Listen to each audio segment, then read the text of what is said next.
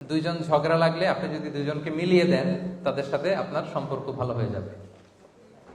দুইজন ঝগড়া লাগলে আমরা কি করব? মিলিয়ে দিব। কিন্তু আমরা অনেক সময় মিলিয়ে দেই না, কিন্তু আর একটু বাড়াই দেই। মানে দুইজন ঝগড়া লাগছে, কেমন যেন এখান থেকে একটা আমি ভালো ফিল করতেছি, এরকম হয় নাকি কারণ? এরকম হইলেই ঝামেলা।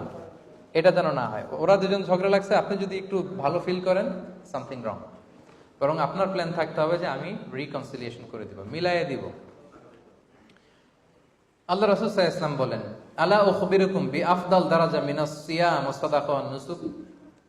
হে সাহাবারা, নামাজ, রোজা, দান সৎকার চেয়েও বড় একটা সওয়াবের কাজ আছে। খেয়াল করে শুনেন, আই রিপিট। আল্লাহ রাসূল বললেন, নামাজ, রোজা, দান সৎকার চেয়েও আরেকটা সওয়াবের কাজ আছে। আমি কি তোমাদের সেটা বলবো না? সাহাবারা বললো, বলেন। সেটা কি? রাসূল সাল্লাল্লাহু আলাইহি ওয়াসাল্লাম বলেন, ইসলাহু যাতিল বাইন, দুইজনকে মিলিয়ে দেয়া। সুবহানাল্লাহ। আমরা মনে করি নামাজ পড়ে পড়ে কপালে কালো দাগ ফেলে দিলে আমি বড় বুজুর্গ, নফল রোজা রাখতে রাখতে আমি একেবারে বিশাল বড় বুজুর্গ।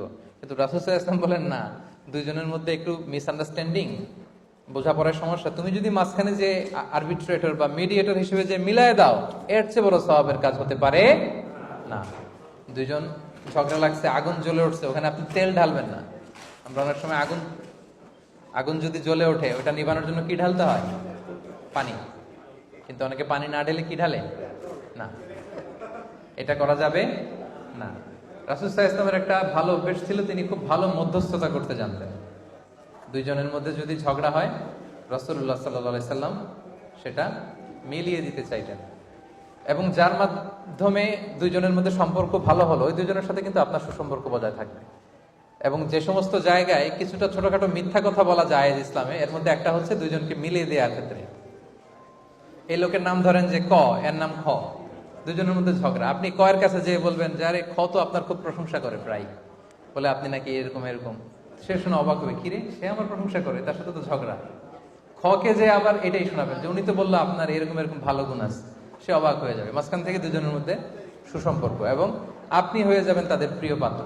তা আপনি যদি মধ্যস্থতা করেন, বিবাদমান দুইটা গ্রুপকে মিলিয়ে দেন, বা দুইজনের মধ্যে আপনি সম্পর্ক, রিলেশনশিপকে ভালো করে দেন, তাদের সাথে আপনার সম্পর্কটা আরো উন্নত হবে, ভালো হবে।